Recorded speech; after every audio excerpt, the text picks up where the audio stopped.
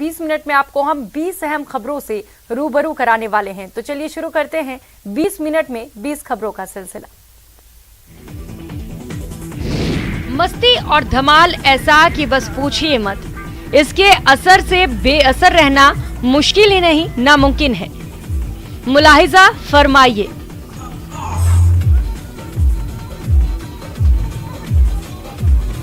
तस्वीरें Kupwara winter carnival की हैं, जहां 29 से 31 जनवरी तक मस्ती की पाठशाला सजी। स्टूडेंट्स, स्थानीय निवासियों और सैलानियों ने जमकर शिरकत की, खूब धमाल मचाया।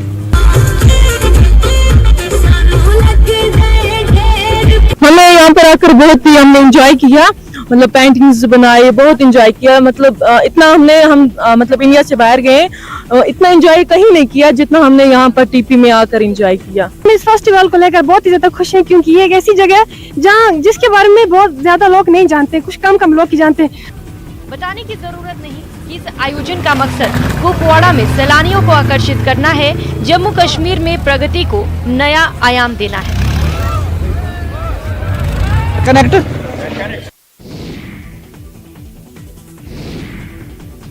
हिमाचल प्रदेश में पर्वतीय भागों में हुई भारी बर्फबारी से बंद हुई सड़कों की बहाली का काम लगभग पूरा हो चला है। ऊपरी शिमला और किन्नौर को राज्य मुख्यालय से जोड़ने वाले शिमला रामपुर नेशनल हाईवे 5 पर मंगलवार को बसों की आवाजाही शुरू होने से लोगों को राहत मिली है। हालांकि सुबह सड़क पर जमी बर्फ पर फिसलन के कारण वाहनों को चलाने में दिक्कतें भी आ रही हैं, लेकिन कुफरी और फागू के बीच रेत डालने और डोजरों के चलने से सड़क पर यातायात सामान्य हो गया है। परिवहन निगम की बसें अब नियमित रूप से हाईवे पर चलनी शुरू हो गई हैं। ये नेशनल हाईवे कुफरी और नारकंडा में भारी बर्फ गिरने से बंद हो गया था। इसके अलावा शिमला रोहट सड़क पर भी यातायात बहाल हो गया है। हालांकि मौसम खुलने के बावजूद प्रदेश भर में अभी भी सैकड़ों सड़कों के अवरुद्ध रहने से दुश्वारियां कम नहीं हुई हैं।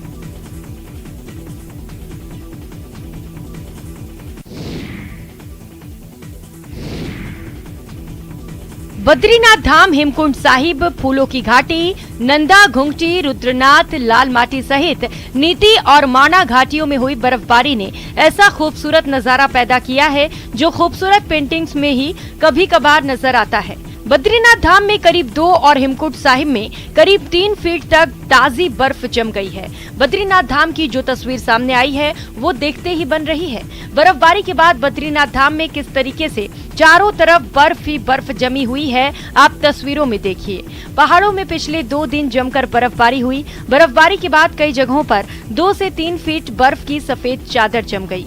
बद्रीनाथ धाम में नीलकंठ पर्वत, नर नारायण पर्वत बर्फ की सफेद चादर से ढक चुके हैं। ग्रामीण क्षेत्रों के आम रास्तों में भी बर्फ जमने से लोगों को आवाजाही में भारी दिक्कतों का सामना करना पड़ रहा है। कड़ाके की ठंड से बचने के लिए ग्रामीण दिन भर अपने घरों में दुबकने को मजबूर हैं।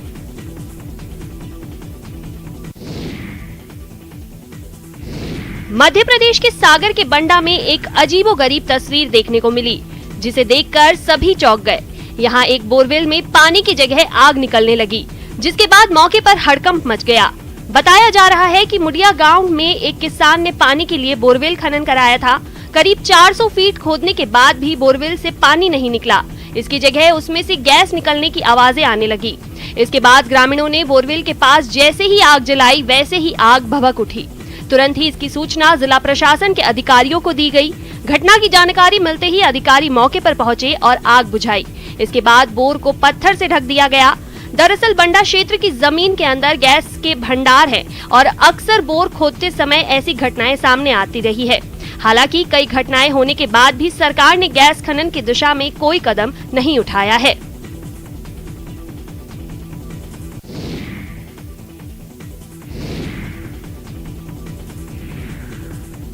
वसंत पंचमी से उज्जैन के हरसिद्धि माता के मंदिर में शतचंडी महायज्ञ का आयोजन किया जा रहा है। यहाँ 108 दिव्य औषधियों से आहुति दी जाती है। उसी के साथ कई फल, सब्जियां, कई वृक्षों की लकड़ियों से भी आहुतियां दी जा रही हैं।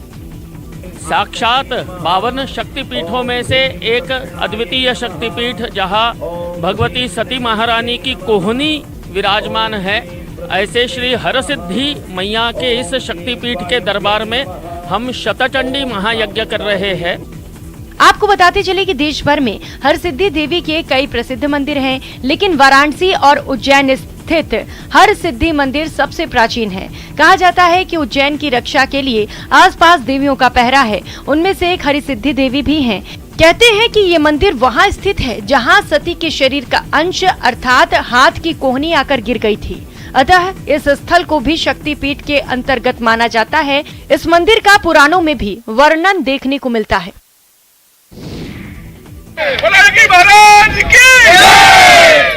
नेपाल के जनकपुर से अयोध्या ले जाई जा रही पवित्र शालिग्राम शिला 1 फरवरी को रात गोरखनाथ मंदिर पहुंची। यहां श्रद्धालुओं ने शिलाओं का जोरदार स्वागत किया। तस्वीरों में आप देख सकते हैं मंदिर के मुख्य द्वार पर शालिग्राम शिलाओं पर कैसे फूलों से वर्षा की जा रही है। बच्चे, महिलाएं और सैकड़ों श्रद्धालुओं ने पवित्र शालिग्राम को स्पर्श कर उनसे अपनी मनोकामना पूर्ण करने की कामना की। गोरखनाथ मंदिर पहुंचने पर मंदिर के मुख्य पुजारी कमलनाथ ने शालिग्राम शिला की विशेष पूजा अर्चना की। सुबह पूजा अर्चना के बाद शालिग्राम शिला अयोध्या के लिए रवाना हो गई।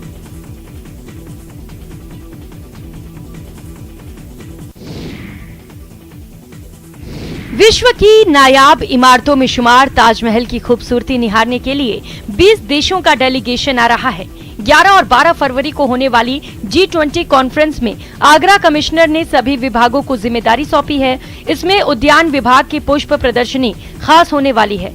इस वर्ष भी मंडलीय पुष्प शाकबाजी प्रदर्शनी का आयोजन यहाँ पे हो रहा है और इस बार निर्णय लिया गया है कि जो G20 के बैठक के दौरान ही इस कार्यक्रम का आयोजन किया जाए। जी हाँ, G20 कॉन्फ्रेंस में आने वाले विदेशी मेहमानों के लिए आगरा उद्यान विभाग तैयारी कर रहा है। आगरा उद्यान विभाग एक फ्लावर्स एग्जीबिशन लगाएगा। इस एग्जीबिशन में 40 तरह के फूलों से माल रोड सजाया जाएगा। इन फूलों में सूरजमुखी, गुलाब, सेनेरियो, मारीगोल्ड, इसके साथ ही अलग अलग तरह के 40 वैरायटी के फूल शामिल किए जाएंगे।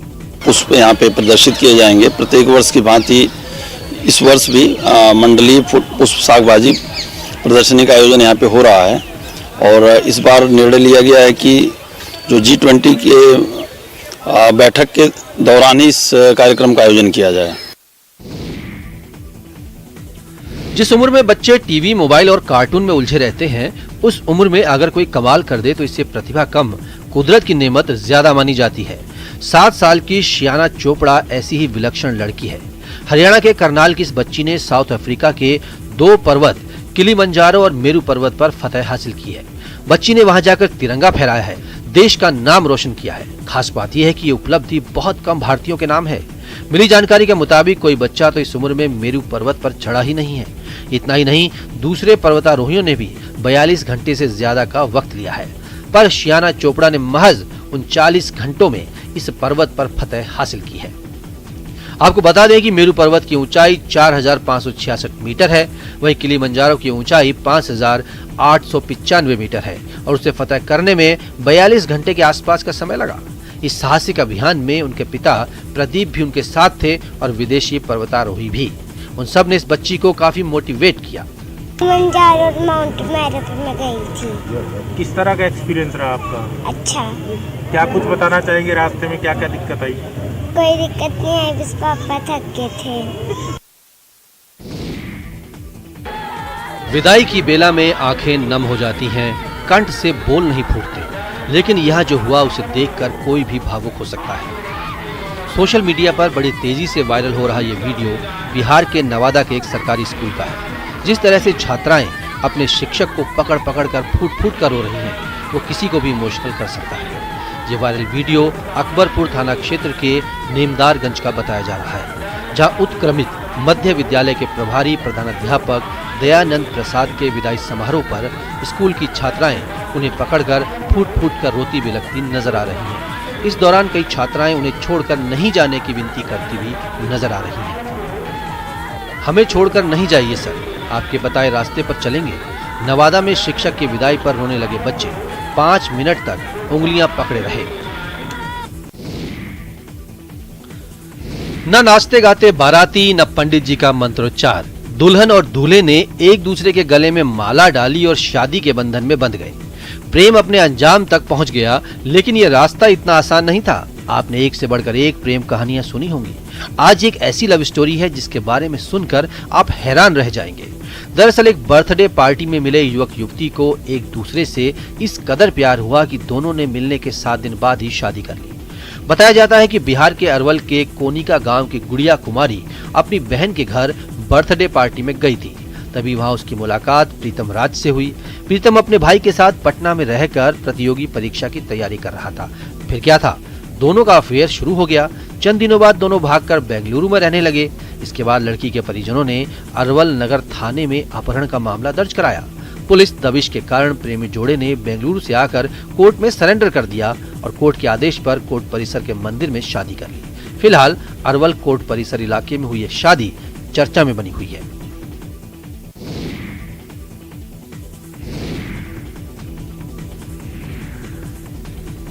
बिहार के दरभंगा में एक वीडियो वायरल हो रहा है जिसमें एक बंदर को ऑटो में लेटे बीमार व्यक्ति के पास बैठे देखा जा सकता है।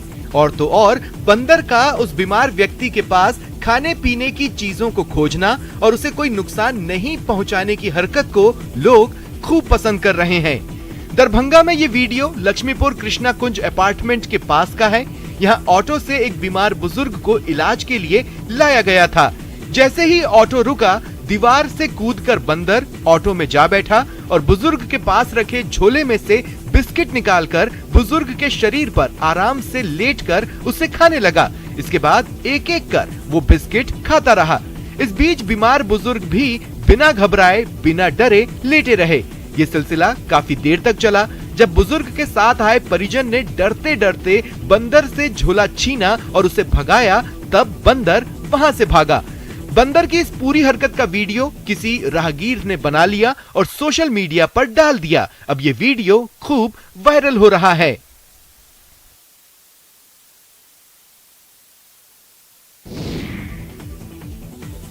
महाराष्ट्र के औरंगाबाद से आई सामूहिक विवाह की ये तस्वीरें समाज को संदेश दे रही हैं। शादी पर अनाप शनाप खर्च करने की आदत से बाज आओ। समारोह में 48 जोड़े परिणय सूत्र में बंधे। संत निरंकारी मिशन के सामाजिक सुधार कार्यक्रम के तहत सादे लेकिन प्रभावशाली ढंग से आयोजित इस समारोह का शुभारंभ निरंकारी मिशन के पारंपरिक जयमाला और सांझा हार से हुआ। संगीत के बीच पवित्र मंत्र स्वरूप 4 निरंकारी लावा पढ़ी गई और हर लावा के अंत में सदगुरु माताजी, निरंकारी राज पिताजी और दूसरे श्रद्धालुओं ने नवविवाहित जोड़ों पर फूलों की बारिश की। विवाह समारोह के अंत में नवविवाहित जोड़ों को सदगुरु माता सुदीक्षा जी महाराज ने आशीर्वाद देते हुए कहा कि आज इस समारोह में दूल्हे और दुल्हनों के परिणय सूत्र में बंधने से दोनों ओर के परिवारों का मिलन हुआ है। इसका मकसद आपस में तालमेल रखते हुए प्रेम, नम्रता जैसे दिव्य गुणों को अपनाकर जीवन में आने वाली समस्याओं को सुलझाना है। निरंकारी शादियों की विशेषता दर्शाने वाला ये सांझा हार है। इस बात का प्रतीक है कि गृहस्थ की जिम्मेदारी वर और वधू दोनों की है। जीवन में सत्संग, सेवा, स्मरण करते हुए निराकार प्रभु को प्राथमिकता देनी है।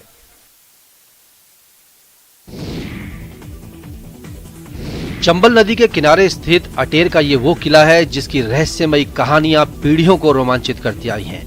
एमपी के भिंड का ये किला भदौरिया शासकों की शौर्य गाथा का बखान करता है। जी हाँ, मध्यकाल का ये किला अपनी महिमा और भव्यता के लिए दुनिया भर में विख्यात रहा है। लेकिन अफसोस, हिंदू और मुगल स्थापत्य कला का ये बेजोड़ नमूना बाद में चंबल के ज्यादातर डकैतों का आश्रय स्थल रहा। लेकिन अब इस किले के दिन बदलने वाले हैं। अटेर किला पर जल्द ही देसी विदेशी पर्यटक नजर आएंगे। चंबल नदी के किनारे पर्यटन को बढ़ावा देने के लिए संस्कृति विभाग और जिला पुरातत्व पर्यटन 5 दिवसीय अटेर महोत्सव का आयोजन करने जा रहा है। 10 से 14 फरवरी तक चलने वाले महोत्सव को सफल बनाने के लिए प्रशासन एड़ी चोटी का जोर लगा रहा है। 5 दिवसीय महोत्सव में कुश्ती और कबड्डी जैसे स्थानीय खेलों के साथ ही वॉलीबॉल, ऊंट सवारी, घुड़सवारी, एथलेटिक्स, वाटर स्पोर्ट्स जैसी गतिविधियों को शामिल किया गया है। किले के नीचे मैदान में सांस्कृतिक कार्यक्रम भी होंगे। आपको बताते चले कि पिछले साल 24 से 28 नवंबर तक अटेर महोत्सव का आयोजन होना था, लेकिन पर्याप्त बजट नहीं मिलने और गुजरात चुनाव के कारण इसे स्थगित कर दिया गया था। ऐतिहासिक नगरी ग्वालियर में मंगलवार को बैडमिंटन प्रतियोगिता के साथ खेलो इंडिया यूथ गेम्स 2023 का आगाज हो गया। पहले दिन प्रतियोगिता में कर्नाटक के शटलरों का जलवा रहा। कर्नाटक की शटलर कर्णिका और छत्तीसगढ़ की शटलर हेरल चौहान के बीच मुकाबला हुआ। कर्णिका ने छत्तीसगढ़ की शटलर से 2 सेट जीत लिए और दोनों ही सेटों में कर्णिका हेरल पर भारी पड़ी। दोनों के बीच हुए मुकाबले को देखने के लिए सैकड़ों दर्शक मौजूद रहे। ये गेम कंपू स्थित पुलेला गोपीचंद बैडमिंटन अकादमी के कोर्ट में 2 दिन चला। इसी गेम में खेलो इंडिया यूथ गेम्स की विधिवत शुरुआत हो गई।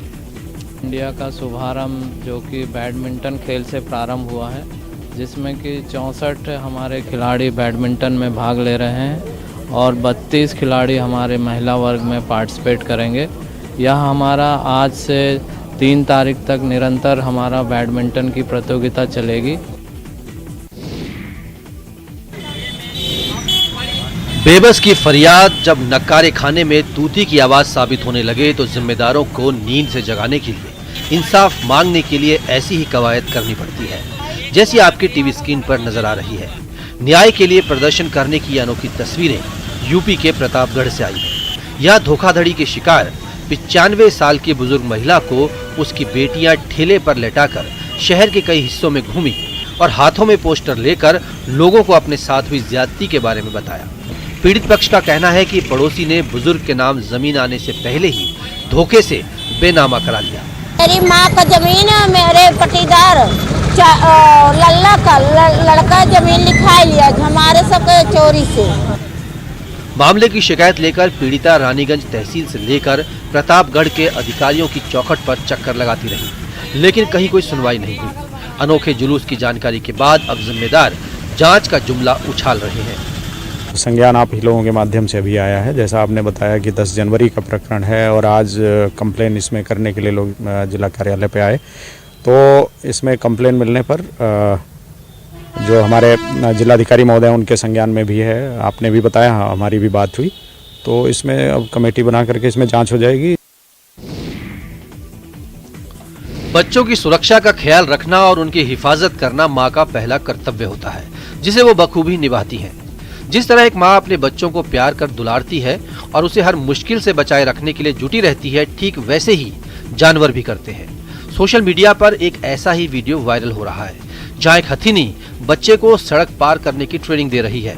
वीडियो जंगली इलाके का है, जहाँ सड़क पर जाने से पहले हाथी बच्चे को घेर कर खड़ी हो जाती है और फिर जब उसे लगता है कि सब कुछ सुरक्षित है तो बच्चे को अपने साए में छिपा कर आगे बढ़ती है।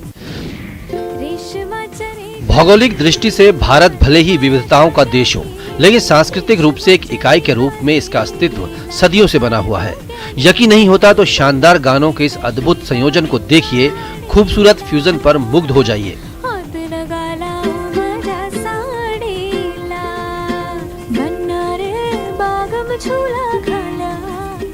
अपना टैलेंट दिखाने के लिए लोग सोशल मीडिया का इस्तेमाल करते हैं। अक्सर देखा गया है कि लोग गाना गाते या डांस करते हुए वीडियो शेयर करते हैं, लेकिन यह मामला अलग है। तभी ये वीडियो सोशल मीडिया पर बड़ी तेजी से वायरल हो रहा है, जिसमें महिलाओं को उनकी स्थानीय मराठी और राजस्थानी भाषाओं में 2 अलग अलग गाने गाते हुए दिखाया गया है। वीडियो में महिलाओं को उनके पारंपरिक ड्रेस में दिखाया गया है। उनमें से एक को रेशमच्चिया रेगानी गाते हुए सुना जा सकता है, जबकि दूसरे को बन्ना रे गाते हुए सुना जा सकता है।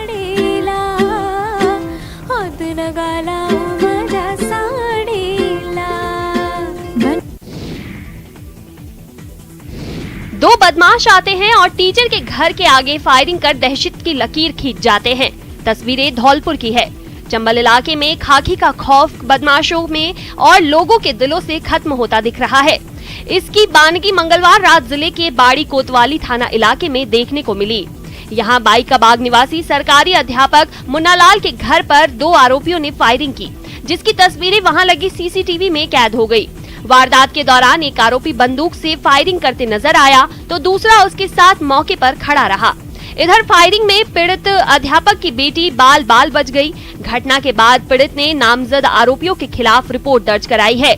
मौके पर पहुंची पुलिस ने तफ्तीश शुरू कर दी।